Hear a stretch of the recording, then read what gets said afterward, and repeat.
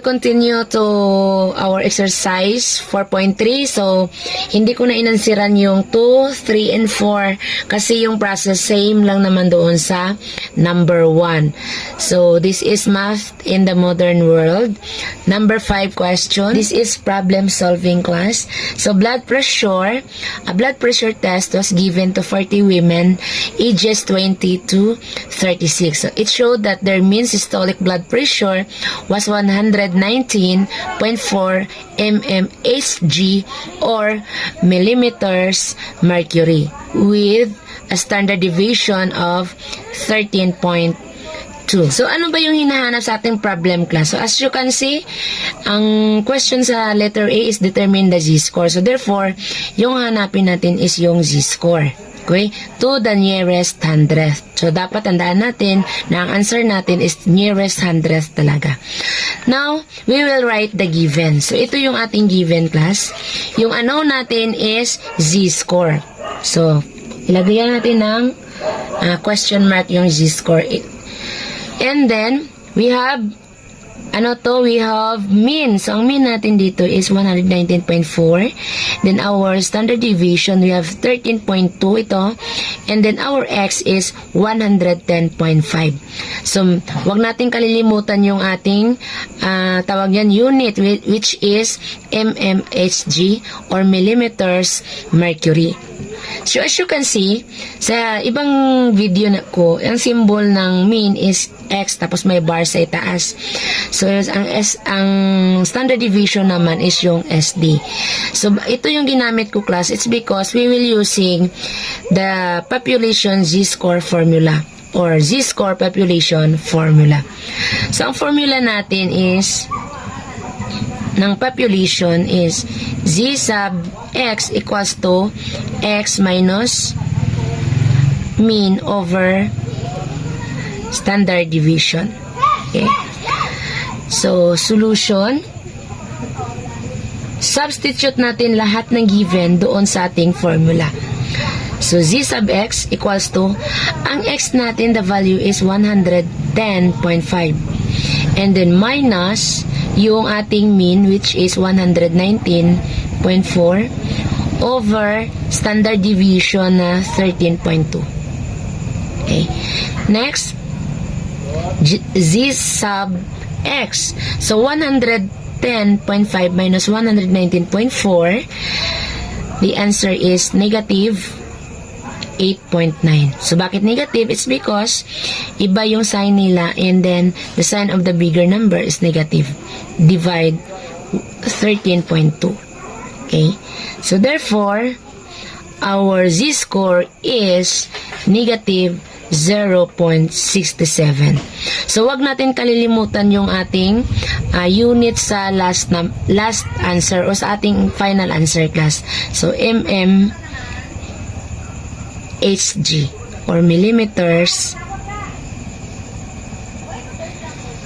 mercury. Let's proceed to letter B. So, ang hinahanap sa B natin class, ano ba? So, ito yung value. What was her systolic blood pressure? Okay? So, ito yung hinahanap which is our X. So, sa letter B, lagay muna natin or i-determine natin lahat ng ating given. So, isulat natin. So, si X daw yung unknown. Okay? So, our Z-score is 2.15. So, Z-score equals to 2.15. Yan. So, yung ating mean, same lang sa A.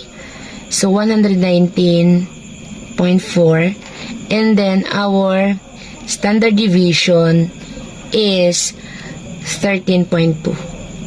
Okay? Next, write the formula. Okay? Dapat matuto kayong sumunod sa step by step. Okay, so our formula, we have Z-score equals to X minus mean over standard deviation. So, the value of our Z-score, we have 2.15 equals to X, and then our mean 119.4 over SD, we have 13.2. So, what we have to do is to just write 1 dito. Para hindi kayo malito, i-cross multiply lang natin. So we have 2.15 times 13.2. Okay? And then 1 times x minus 119.4. So x just copy 19.4. Then 2.15 times 13.2. So the result is 28.38 equals to x minus 119.4. So, dapat x lang yung maiwan doon sa kabila. Dito na right side. Dapat x lang.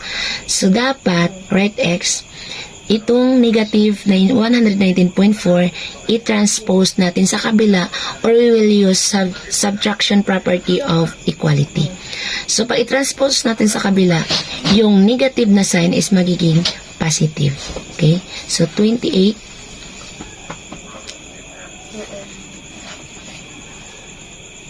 28.38. Yan. So, plus 119.4. Okay?